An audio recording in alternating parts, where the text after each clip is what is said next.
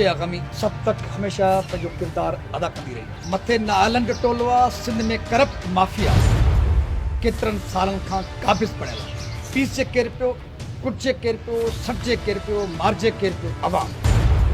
Pakistan peoples party वटि मुख़्तलिफ़ mafia criminals खां वेंदे गैंगस्टर्स ऐं गैंगस्टर्स खां वेंदे करप्ट माफियाउनि जा खोड़ सारा गिरोह ऐं उन्हनि गिरोहनि खे पंहिंजा पंहिंजा खाता विराए ॾिनल। जहिड़ी रीति पूरी सिंध जे ॿियनि खातनि में भींग कई पई वञे, अहिड़े नमूने सां ज़राअत मुख्य हिकिड़ो शोबो आहे, उन में जहिड़े नमूने सां पीपी सरकार भींग पई करे, जहिड़े नमूने सां हथ जी सफ़ाई सां करप्शन पई करे, उन जा किसा बि के मातम खां घटि न आहिनि। सिंध जे माण्हुनि खे बेवकूफ़ करण जी वॾी महारत रखंदड़ पाकिस्तान पीपल्स पार्टी फुट खाते में करप्शन जो नओं तरीक़ो ईजाद कयो। 2018-19 में माली बहरान समेत खोड़ सारा सबब ॾेखारे सिंध सरकार कणिक जी ख़रीदारी कई। उन ड्रामे पोयां मक़सदु छा हो, छा करणो हुननि खे असल में करप्शन जे नए तौर तरीक़े ते वञणो। सरकार ख़रीदारी न कई, सरकार वटि जेका अॻिनि साल जी कणिक ख़रीद थियल पई उहा खपी वई ऐं नतीजे तौर ते सॼी मार्केट वन वे करे ॾिनी वई वापारियुनि खे, ऐं वापारियुनि सस्ते अघ ते आबादगारनि ऐं हारियुनि खां कणिक ख़रीद करण खां पोइ उन्हनि महांगे अघ ते मार्केट में को बहरान पैदा करे शहरनि खे, ख़ल्क़ ख़ुदा खे, आम माण्हुनि खे फुरण शुरू कयो। महांगाई जो ज़िम्मेवार वफ़ाक़े करार ॾींदी रही, पर सच इहो त इन महांगाई जे सॼे ड्रामे जे पोयां सिंध सरकार जी करप्ट माफिया जो